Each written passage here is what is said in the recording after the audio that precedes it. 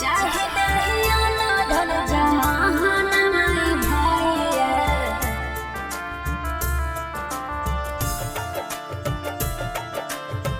तोहरे में बसा हो पाराना जी बनल रहे प्यारा घर परिवार जन्म जन्म के है बंधनवा जी बनल रहे प्यारा घर परिवार जन्म जन्म के है बंधनवा जी चाहे नहीं अन्न धन जहानमा भैया तोहरे में बसा हो पाराना जी चाहे नहीं अन्न धन जहानमा भैया तोहरे में बसा हो पाराना जी बनल रह प्यारा घर परिवार जन्म जन्म के है बंधनवा गे तू ही हकिया ना धन जहानमा गे बहिनी तोहरे में बसो है पारानवा गे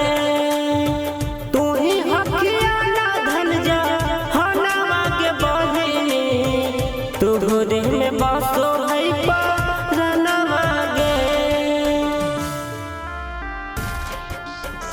तू ही हकिया ना धन जहानमा गे बहिनी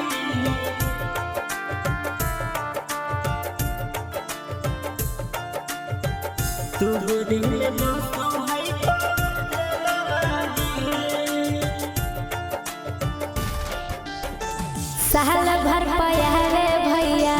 राखी त्योहार जी भाई बहन के रिश्ता जान संसार जी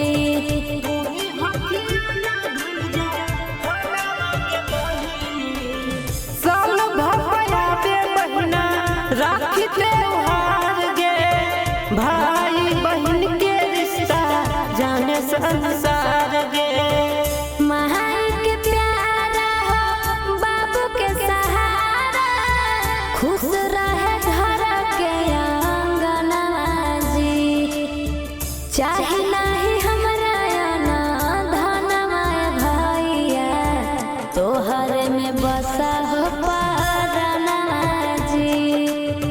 तू ही हकिया ना धन जहानमा गे बहिनी तोहरे में बसो है पारानवा गे तू ही हकिया ना धन जहानमा गे बहिनी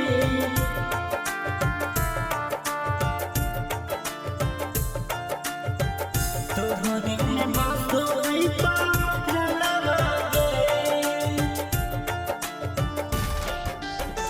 रेशम के धागा भैया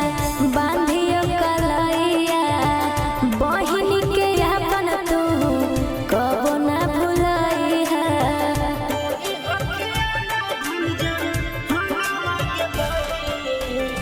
तोरे से लागल हकई नहिया सनहिया हर साल बान्हत रही है राखी मोर कलैया चमकत रही हरदम जैसे चमके चनवा